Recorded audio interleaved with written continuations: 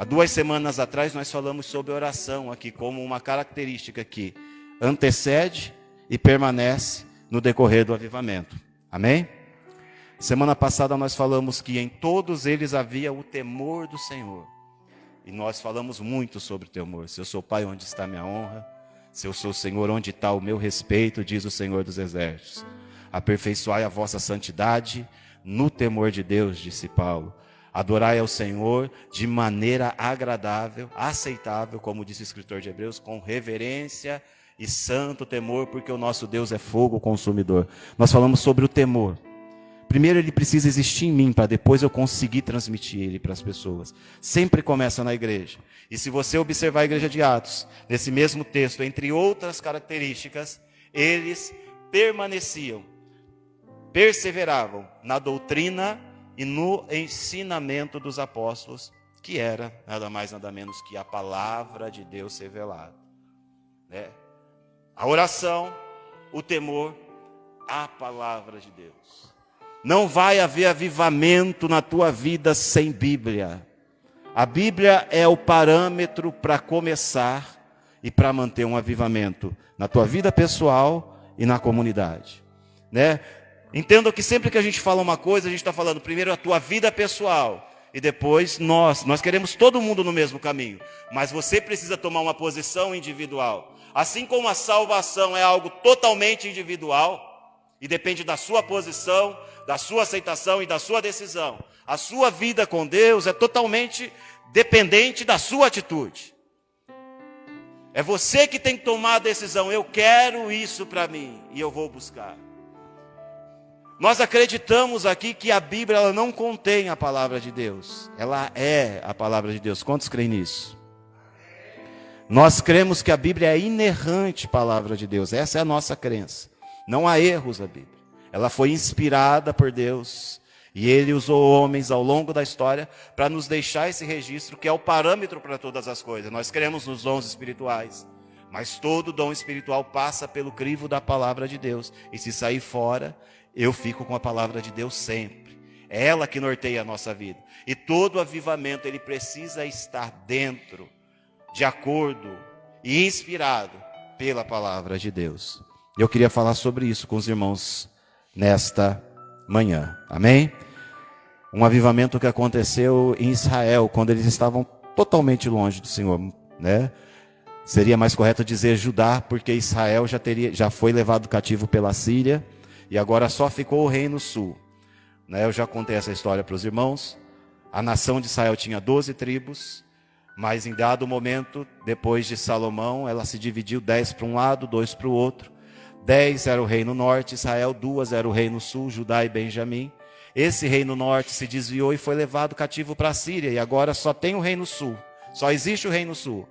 E às vezes o reino sul é chamado de Judá, e dependendo do profeta, chama, mesmo sendo o reino sul, de Israel, porque faz parte daquela nação. E nesse momento da história que nós vamos ler em 2 Reis, capítulo 22, só existe o reino sul. E o reino sul está vivendo uma crise espiritual profunda, terrível, terrível, terrível, terrível. 2 Reis, capítulo 22, versículos do 1 até o 10. Todos encontraram? Diga amém. Diz assim: Josias tinha 8 anos de idade quando começou a reinar e reinou 31 anos em Jerusalém. O nome de sua mãe era Gedida, filha de Adaias. Ela era de Boscate.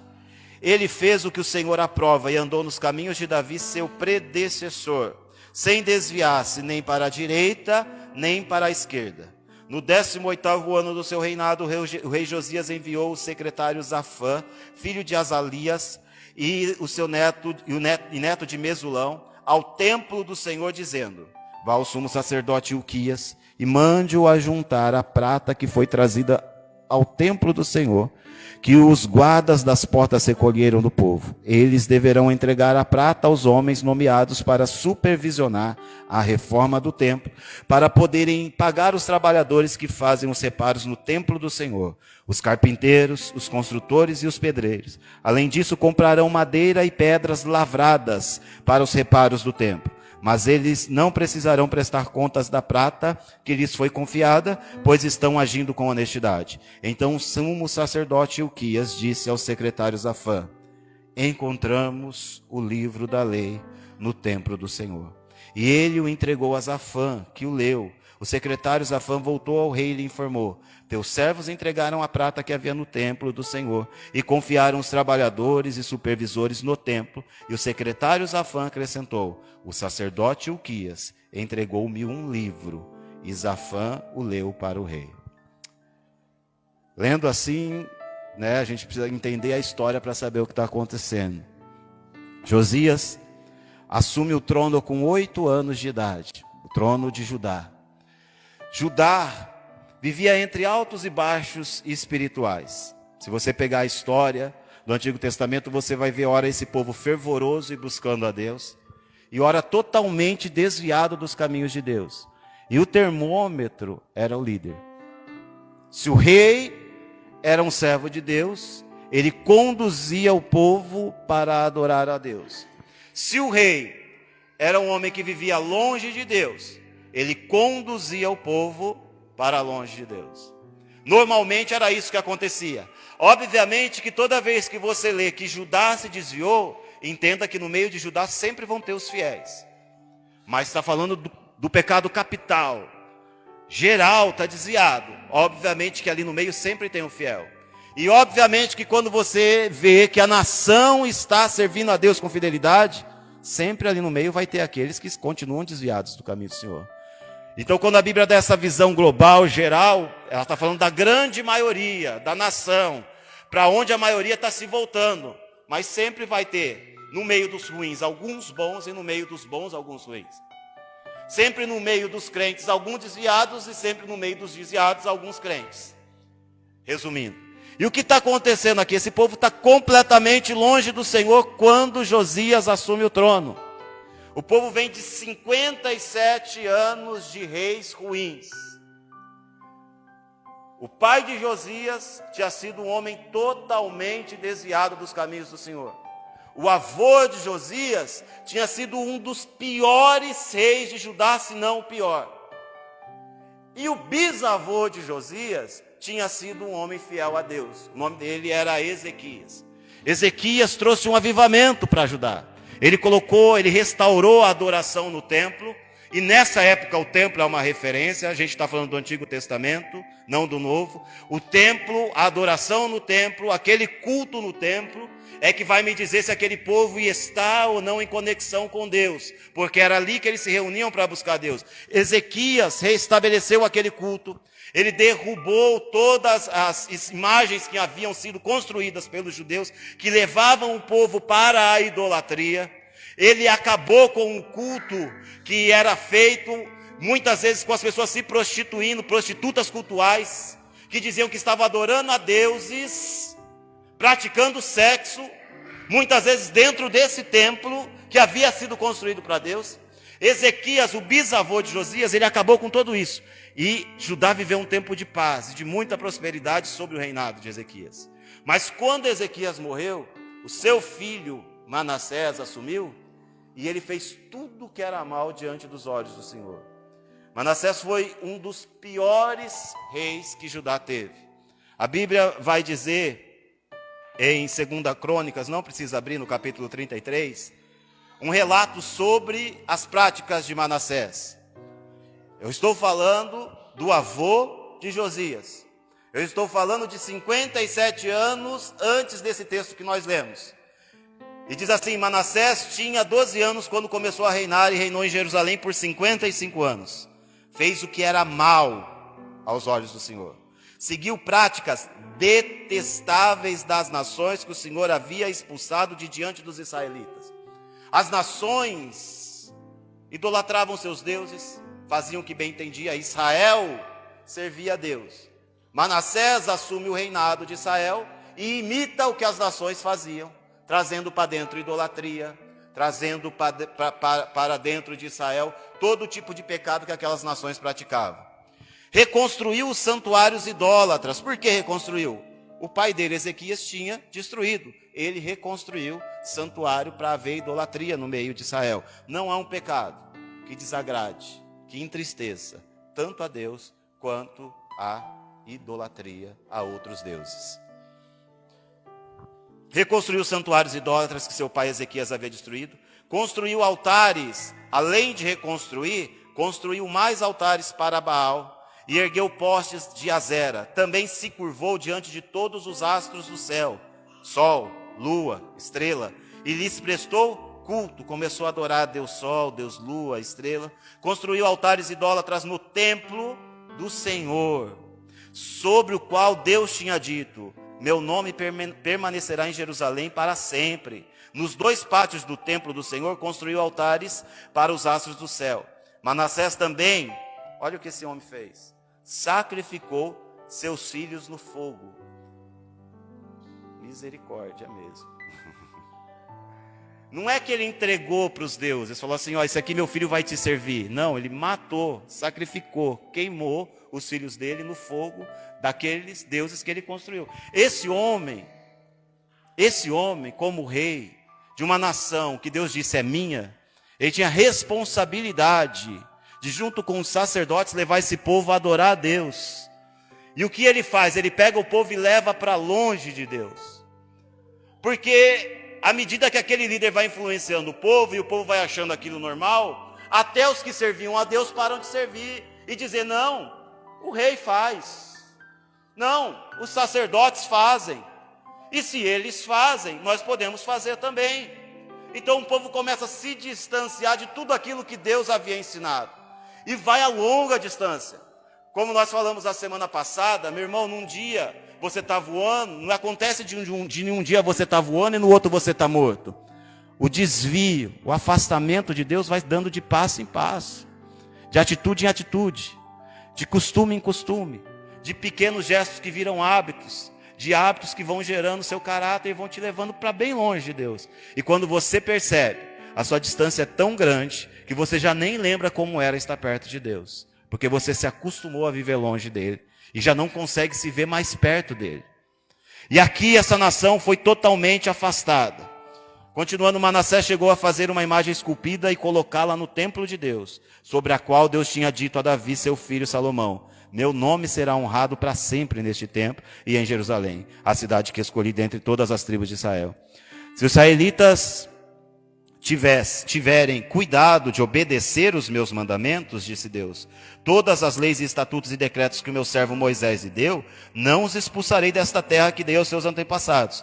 Manassés, porém, levou o povo de Judá e de Jerusalém a fazer coisas piores que as nações que não conheciam a Deus. Manassés levou o povo a fazer. O líder levou o povo a fazer coisas piores que aqueles que não conheciam a Deus faziam. Vocês identificam alguma coisa com o tempo que nós temos vivido? Vocês identificam alguma coisa com o tempo que nós temos, com coisas que nós temos ouvido muitas vezes procedentes de dentro do povo que se chama povo de Deus? E é por isso que esse texto Deus colocou no meu coração. Nós estamos falando de um outro contexto, de coisas que não se aplicam aos nossos dias. Não existe mais tempo, não existe mais sacrifício. Eu não preciso explicar isso para os irmãos.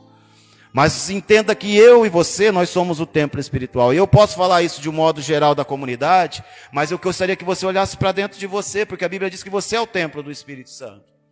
E o que aconteceu aqui, o símbolo que aquele povo estava perto de Deus, era a pureza do templo onde eles se reuniam para adorar. E você vai saber que esse povo está totalmente longe de Deus, quando o pecado, além de estar fora do templo, entrou dentro do templo onde eles se reuniam para adorar. E ali dentro agora tem imagem, ali dentro agora tem altar para outros deuses, ali dentro agora tem prostitutas cultuais, cabanas que eles fizeram, e os homens se deitam com as mulheres, dentro do templo que era para eles estarem se reunidos adorando a Deus. Agora, vem comigo, você é o templo do Espírito Santo. O que é que está entrando aí dentro que não deveria estar aí dentro? O que está aí dentro, o que você colocou aí dentro, ou com o tempo foi entrando sem que você percebesse e agora faz parte do templo. O templo que Deus disse para eles, o meu nome será exaltado aí. O templo que Deus disse, sede santos, porque eu sou santo. O Deus de paz vos santifique tudo, todo o vosso espírito, toda a vossa alma e todo o vosso corpo sejam mantidos íntegros e irrepreensíveis para o dia do Senhor. Não estou falando de Êxodo e Levítico, estou falando de 1 Tessalonicenses 5:23, Novo Testamento. Assim como é santo aqueles que vos chamou, sede vós também santo em toda a vossa maneira de viver. Toda a vossa maneira de viver, não no domingo de manhã das 9 às 11. O templo precisa ser separado para Deus, o templo de Deus que sois vós, disse Paulo. Se alguém fizer algum mal ao templo de Deus, Deus o destruirá. O templo de Deus que sois vós, o que tem entrado dentro deste templo? O que mora dentro deste templo? Que altar existe dentro deste templo? Aquele rei viu aquilo, porque quando Josias assume, você vai ver a história de Manassés, e no final da vida dele ele se arrepende, depois de tudo isso. E Deus é amor, Deus não se tornou amor do Novo Testamento, Deus é amor desde sempre, porque Deus perdoou Manassés. Deus perdoou Manassés, o homem que sacrificou seus filhos no fogo no Antigo Testamento. Deus perdoou ele. Só que as consequências do erro dele foram irreparáveis, porque ele tentou trazer Judá de volta para Deus, mas Judá disse que nada, que é bom demais. O povo continuou desviado. O seu filho Amon assumiu o trono e reinou só 2 anos, somando 57 anos de um povo longe de Deus. Nesse quadro, Josias, um menino de 8 anos, assume o trono, conforme nós lemos. E quando Josias assume o trono, ele olha para dentro do templo, e ele vê aqueles altares, ele vê tudo errado, ele fala assim: eu preciso fazer alguma coisa. Eu preciso colocar as coisas no lugar. Eu preciso tirar de dentro do templo o que não agrada a Deus. Eu preciso, como rei, trazer um avivamento para essa nação. Eu preciso, como rei, trazer a presença de Deus de volta para esse povo, porque esse povo perdeu a presença de Deus e eles já nem sabem o que é a alegria de ter a presença de Deus. Eles acham que isso satisfaz. Mas aquele homem não sabia muito de Deus. Irmãos, o que esse menino sabia de Deus? A gente precisa entender a história. Nós estamos falando de 57 anos de um povo longe de Deus, amém? Nós estamos falando de um avô que viveu desviado e por um tempo voltou para Deus e logo morreu. E o filho dele, que assume por 2 anos, vive uma vida totalmente desviada dos caminhos do Senhor. Esse menino tem 8 anos. O que é que ele sabe de Deus? Ele ia ouvir. Ouvir o quê? Ouvir quem? O sacerdote ensina o povo a pecar. O Espírito Santo falou: meu filho, tem alguma coisa errada ali. Igual ele fala para você. Quando você vai fazer alguma coisa e lá dentro diz: está errado, você vai me desagradar. Foi isso que aconteceu. E sabe o que aconteceu quando Josias teve esse estalo? Ele falou assim: é só isso que eu sei. É só isso que eu sei que eu preciso fazer. É esse o pouco que eu tenho. Ele foi fiel no pouco que ele sabia. Tem gente esperando fazer um curso de teologia de 4 anos para poder mudar a vida, porque aí ele vai conhecer a Bíblia. Não é esse o caminho que Jesus ensinou. Foste fiel no pouco, no muito eu te porei. Tem gente querendo conhecer os mistérios mais profundos de Deus, mas ainda não começou a seguir o primeiro mandamento, que é: ama o teu próximo como a ti mesmo. Isso você já sabe, você pode fazer isso. Eu gostaria de saber a história de Israel. Eu gostaria de saber todos os acontecimentos da escatologia em ordem para poder falar sobre isso, que eu acho lindo esse assunto. Continue buscando aprender, mas deixa eu te contar o segredo para a sua vida começar a mudar. Pega o que você já sabe e começa a praticar. Há 2 domingos atrás Deus falou conosco, ou nós trouxemos uma palavra, como os irmãos quiserem comunicar essa ideia, sobre oração. Quantos estavam? Quantos se lembram? O que a sua vida de oração mudou de lá para cá? Não precisa falar, só pensa. Domingo passado nós falamos sobre o temor de Deus e o que Ele causa na nossa vida. Quantos estavam aqui? Deus falou com você, diga amém. Não precisa falar, mas pensa o que sua vida mudou de lá para cá. Deixa eu te falar uma coisa, nós queremos informação de Deus, nós queremos conhecer tanto a Deus, mas o que você tem feito com aquilo que você já tem? Aquele moço que sabia pouquinho de Deus, ele falou assim, eu vou obedecer o que o meu coração, o que foi revelado ao meu coração. Esses altares estão errados, começa a tirar tudo. E lembra que eu falei que quando você dá um passo, Deus começa a se revelar? Você foi fiel no pouco e eu vou te colocar sobre o muito. Lembra que eu falei sobre isso? Quando você dá o primeiro passo, Deus começa a mostrar as coisas para você. Um escritor inglês, ele disse o seguinte, aliás, americano, ele disse o seguinte, a maioria das pessoas preocupa-se com passagens da Bíblia que não entende, mas as que me preocupam são as que eu entendo. Talvez você gaste a sua vida inteira procurando, se preocupado, querendo distinguir, querendo trazer à luz aquilo que você não entendeu. Mas você deveria estar preocupado com aquilo que você entendeu, porque talvez você entendeu e não está fazendo. Esse homem que não era cristão, ele disse, eu não estou preocupado com aquilo que eu não entendi da Bíblia. Eu estou preocupado com aquilo que eu já entendi, porque quando eu entendi, eu vi que eu estava errado. Então eu preciso começar a acertar minha vida. Não fique preocupado, irmãos, em saber todas as genealogias de todos os homens para ver o que tem por trás dela. Mas comece a obedecer aquilo que você já entendeu. Eu vou encontrar um Deus dizendo, aquele que me ama obedece os meus mandamentos. Aquele que diz que me ama e não obedece os meus mandamentos, a verdade não está nele. A boca pode dizer que ama, mas se não obedece os meus mandamentos, a Bíblia diz, a verdade não está nele. João vai dizer, aquele que diz que está nele, também deve andar como ele andou. Meus irmãos, as nossas palavras valem muito pouco diante de Deus, porque Ele olha para o teu coração. Ele vê o que ninguém vê. Você consegue me convencer com as suas palavras, mas Deus não. Jamais. E aquele moço começou a fazer aquele pouco que ele sabia. Ele começou a tirar as coisas de dentro do templo. E sabe o que acontece quando você obedece a Deus nas pequenas coisas que Ele te manda fazer? Ele te revela um pouquinho mais.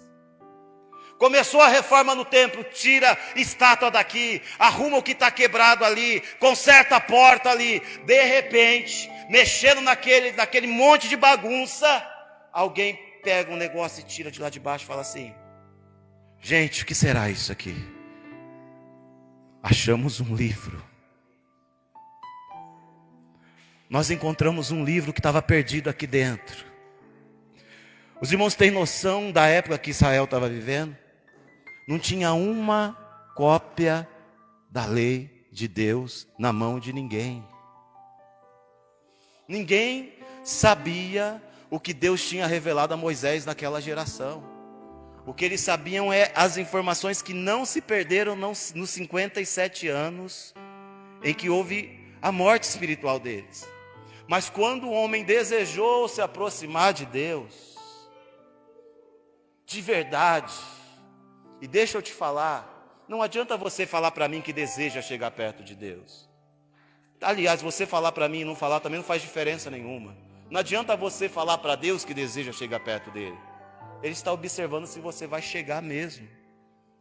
Moisés, quando viu a sarça ardente, ele disse assim, eu vou chegar perto para ver o que é isso. Quando ele resolveu e deu o primeiro passo, Deus disse, para. Foi a primeira vez que ele ouviu a voz de Deus na vida dele. Ele resolveu chegar mais perto. Ele resolveu chegar mais perto. Não adianta você falar que quer chegar mais perto. Não adianta você cantar que quer chegar mais perto. Você precisa começar a se mover para chegar mais perto. Se existe um temor no nosso coração quando Deus fala, o mínimo, irmãos, é abaixar a cabeça e obedecer. Esse menino não sabia nada, ele só sabia que tinha que limpar aquele templo, porque ele olhou e aquilo incomodou o coração dele. Ele disse, não é possível que Deus do céu está se agradando disso, eu vou limpar. Mas quando ele começa a limpar, disse, já que você quer, porque é assim que Deus faz. Deus se revela para quem busca. Não me venha, por favor, dizer que está tudo pago, você é salvo. Eu estou falando de revelação, eu estou falando de intimidade. Se você não corresponder ao Espírito Santo, você vai ser uma criança mamando leite todos os dias da sua vinda, até a vinda de Jesus. Você não vai crescer. Se você não se mover, não corresponder ao Espírito Santo, espiritualmente, você nunca vai sair da fralda. Nunca. Nunca. Isso não é uma palavra de maldição. É a Bíblia sendo ensinada para abrir os olhos de quem está cego, irmãos. É a Bíblia te tirando de um casulo que você está preso. Chegai-vos a Deus, a Bíblia diz. Chegai-vos a Deus, e Ele se achegará a vós. Ele vai te chamar, Ele vai te tocar, Ele vai te mover, mas Ele está esperando você corresponder ao Espírito Santo. Chegai-vos, vem para perto. Lembra? Mediu 1000 metros, eu andei, água me davam nos pés. Mediu mais 1000 metros, eu andei, águas me davam no joelho. Se você resolver parar, é ali que você vai ficar, passando o frio e com água no pé. Para tomar banho tem que abaixar, pegar lá e trazer aqui em cima. Mas você pode ir lá para o fundo. Ele está medindo e chamando, vem que você não vai se afogar, eu tenho muito para você. Quando esse menino resolveu limpar, ele acha um livro. E alguém diz, achamos o livro. E quando eles acham o livro, esse menino toma uma outra atitude. Em 2 Reis 23, não precisa abrir. Quando alguém chega para o livro, nós achamos esse livro. Não tinha livro, não tinha exemplar. Ele pega o livro e fala assim, junta todo mundo. Vamos ver o que esse livro diz. Se esse livro é sobre Deus, eu preciso devorar esse livro. Porque eu não sei quase nada dele. O que eu sei é o que ele revelou no meu coração e eu estou limpando o templo. Se esse livro é sobre Deus, essa é a mensagem por trás da atitude de Josias. Se esse livro é sobre Deus, eu preciso saber tudo que está escrito nele. Eu preciso entender. E se eu não entender, eu preciso buscar um jeito de entender. E se esse jeito que eu busquei não funcionar, eu tenho que buscar um outro jeito. Porque se é sobre Deus, eu preciso saber o que tem dentro dele. E em 2 Reis 23 diz assim, então o rei convocou todas as autoridades de Judá e de Jerusalém. E depois o rei subiu ao templo do Senhor, acompanhado por todos os homens de Judá, todo o povo de Jerusalém, os sacerdotes e os profetas, todo o povo, dos mais simples aos mais importantes, todos. Para todos o rei leu. Ele não pediu para alguém ler. O rei leu em voz alta todas as palavras do livro da aliança que havia sido encontrada no templo do Senhor. O rei colocou-se junto à coluna real e na presença do Senhor fez uma aliança, comprometendo-se a seguir o Senhor e a obedecer de todo o coração e de toda a alma os seus mandamentos, seus preceitos, seus decretos, confirmando assim as palavras da aliança escritas naquele livro. Então todo o povo se comprometeu com essa aliança. O rei chama o povo e fala assim, olha aqui, foi Deus que deu isso. Eu quero saber o que Ele quer de nós. Eu não estou lendo esse livro aqui para achar chaves. O livro, porque agora a Bíblia virou o livro da chave. A chave que destrava isso aqui, a chave que destrava a sua vida financeira, a chave que destrava alguma coisa ali. As pessoas estão lendo o livro em busca de chaves.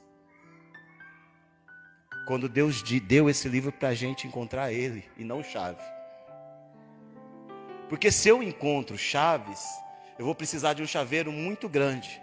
Mas se eu encontro Ele, a Bíblia diz assim, Ele, o que tem a chave que abre e ninguém fecha. Eu não preciso de chaves, eu preciso de quem tem a chave que abre e ninguém fecha. Irmão, se eu tiver 500 chaves, eu posso perder uma e pronto. Se eu perdi uma, aquela parte da minha vida travou, tenho que ir atrás da chave de novo.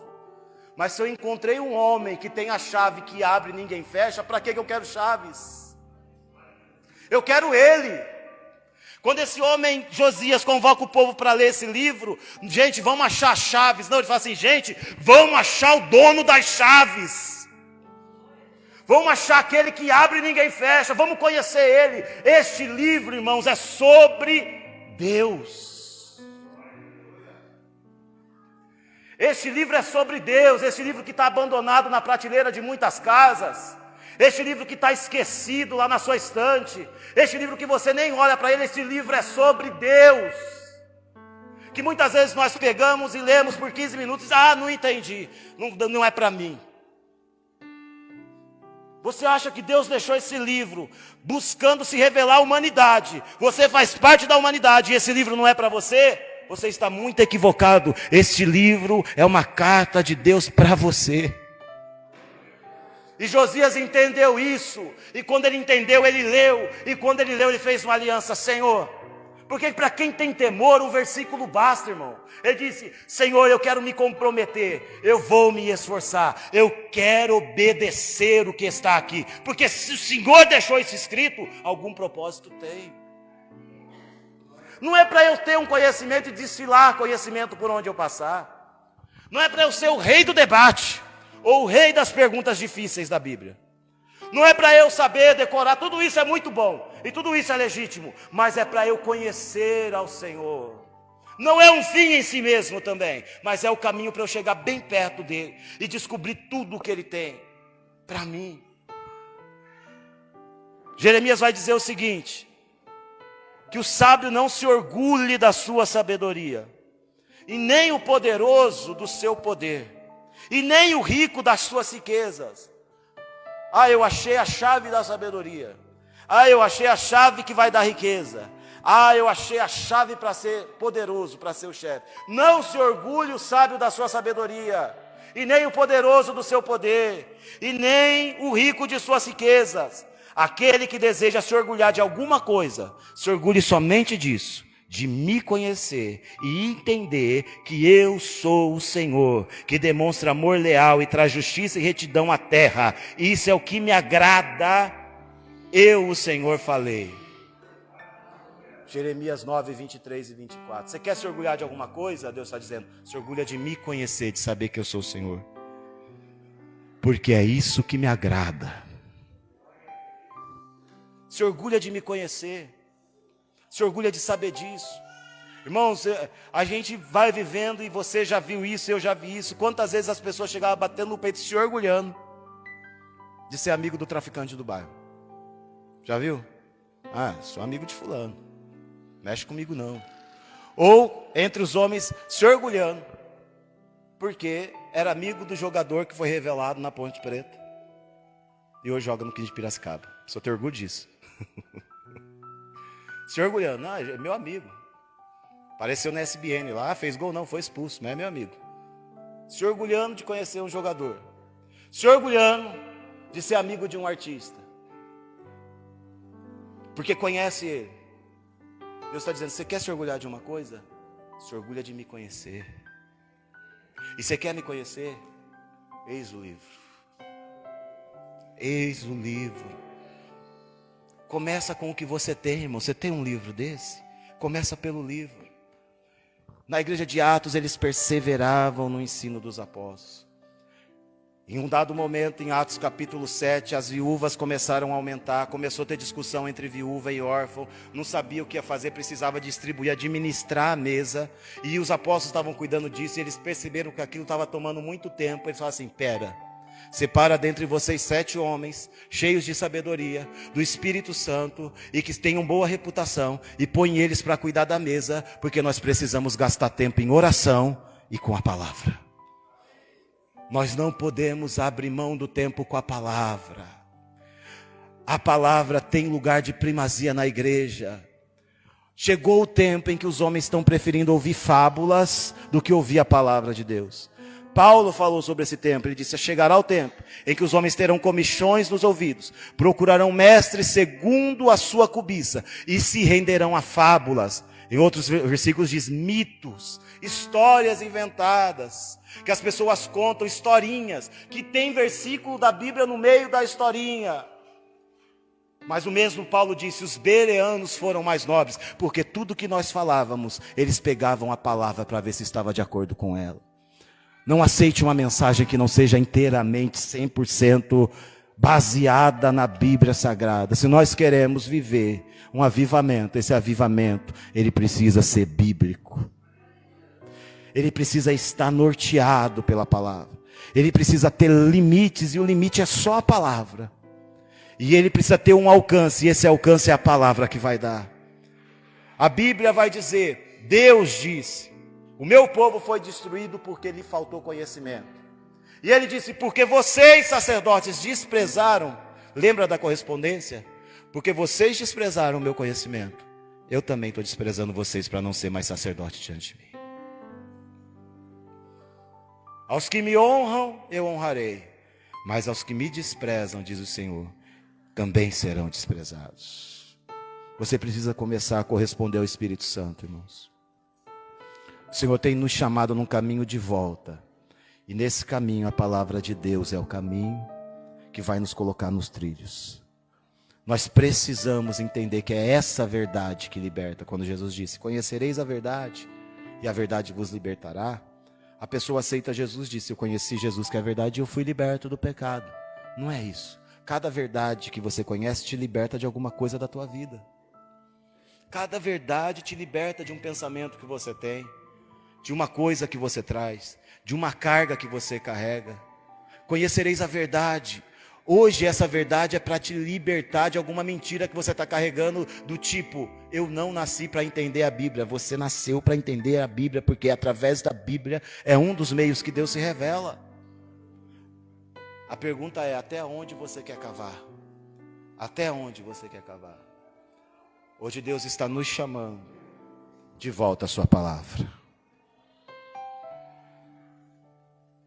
Um homem muito poderoso chamado Napoleão Bonaparte, talvez você já tenha ouvido falar dele, ele disse assim: a alma jamais pode vaguear sem rumo se tomar a Bíblia para lhe guiar os seus passos. Não estou falando de um cristão que fez história, estou falando de Napoleão Bonaparte. Abraham Lincoln disse: eu estou ultimamente ocupado em ler a Bíblia. Tirai o que puderdes deste livro, pelo raciocínio, e o resto pela fé, e vivereis e morrereis um homem melhor. Se você quer ter uma mudança na tua vida, hoje Deus te chama a começar a comer da fonte. Quem tem sede, irmãos, não fica esperando a água vir até ele, começa a ir na fonte. O Senhor quer que você comece a se alimentar da sua palavra, que é o pão da vida, que ele deixou para nós. Napoleão Bonaparte disse isso, Abraham Lincoln disse isso, e sabe o que Deus Pai disse? O meu povo foi destruído. Israel tinha sido destruído, e ele fala: sabe por que foi destruído? Porque faltou conhecimento. Está na tua mão, está na tua mão, e você está procurando chaves.